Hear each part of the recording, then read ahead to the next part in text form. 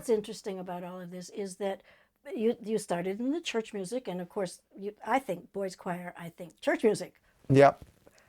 But you do so much more, and you're famous for your church music, and you have gotten awards for it. You compose it, you arrange it, you conduct it, and yet you do everything else too. Yeah. Is it a foundation for everything? This Well, deep understanding of, and church music is, it's been around for about 2,000 years. sure.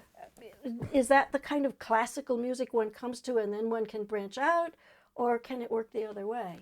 Well, that was the music I knew when I started, and that was wonderful. But at the same time, I grew up in the 60s when the Beatles were around, and if you were a young person, that was massive. That was kind of that was what we wanted. Sure. And they were who we wanted to be. And of course, my wonderful parents, who were very strict. My sister and I weren't allowed to watch them on TV. Can you believe it? We had to, my father was horrified. And of course, they had Beatle haircuts. If you look at their haircuts now, they're not much longer than mine. But they were, and that was that sort of post-war, again, euphoria. And they captured that. But could they write a tune, And then just Forever. And just up the road from me, where I lived in London, near London, Elton John played in the local pub, and he was a student at the Royal Academy of Music. I mean, he's a fantastic musician. So, and could he write a tune, Right. And the Beatles' producer was George Martin, who was an oboist. He was a classically trained musician. He drew them into this world. And one of my best friends at school was a chap called Andrew Mariner, who is principal clarinetist of the London Symphony Orchestra. But his dad was Sir Neville Mariner, who founded the Academy of St Martin in the Fields, and they were playing. I mean, they played on Yesterday and Eleanor Rigby.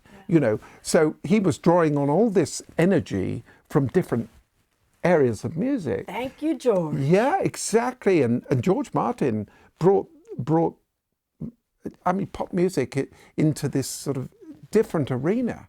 And we all thought this was wonderful, and for us... Well, when you add that much of this music is directly influenced by the blues, the R&B, the things coming out of the Black experience in America. Sure. What a jumble. Yeah. And also, certainly in Britain, it coincided too with our tradition of storytelling. In Europe, a lot of song traditions come from storytelling, and because we're an island and we're surrounded by sea, there were huge numbers of songs about the sea. So it was all about